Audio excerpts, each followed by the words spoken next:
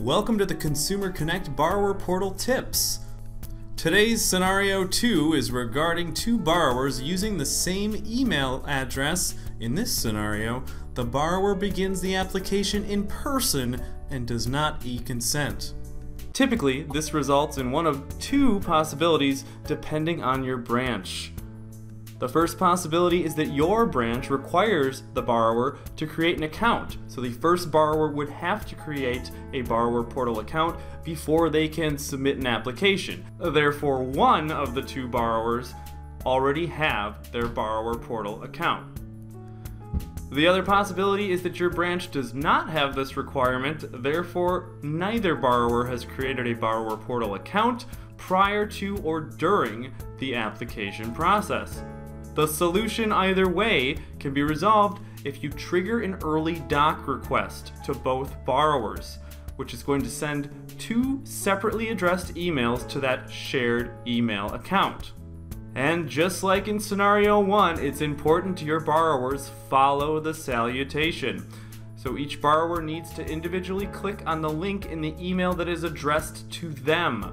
This will prompt them to make a borrower portal account, and their unique authentication code will be entered to ensure proper assignment. Let's take a look at how to send that early doc request. The first step in triggering the early doc request is finding the specific loan that's had the application submitted online in Encompass and opening it up. Once the file is opened up, the loan originator should see evidence in the upper left-hand corner that at least one of the borrowers has e-consented already.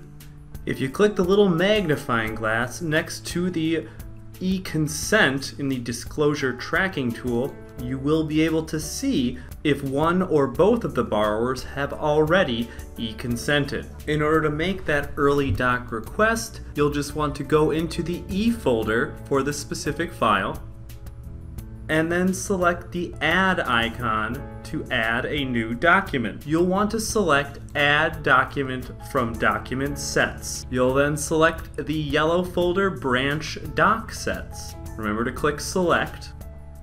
Once you've selected Branch Doc Sets, go down and find the Early Request for Docs, highlight it, and click Select. Here you can select the desired early docs you want to request, and then select Add to move them over to the right-hand side of the screen.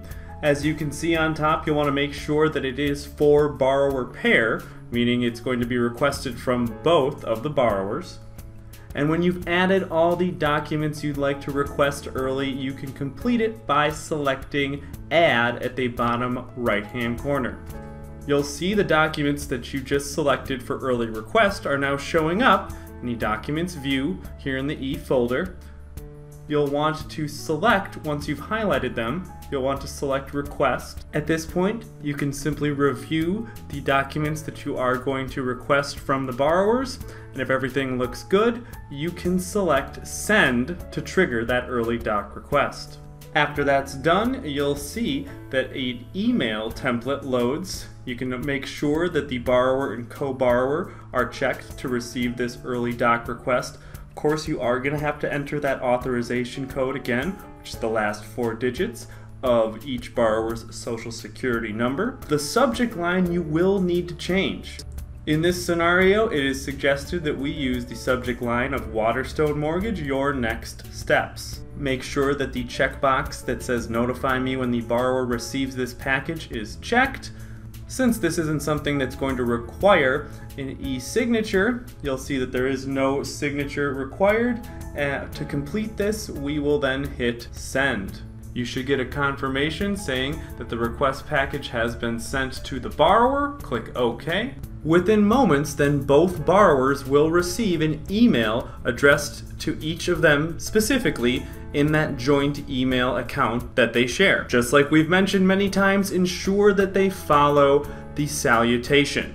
So in this case, if I am John Denver, I want to make sure that I follow the link on the email addressed to myself, John.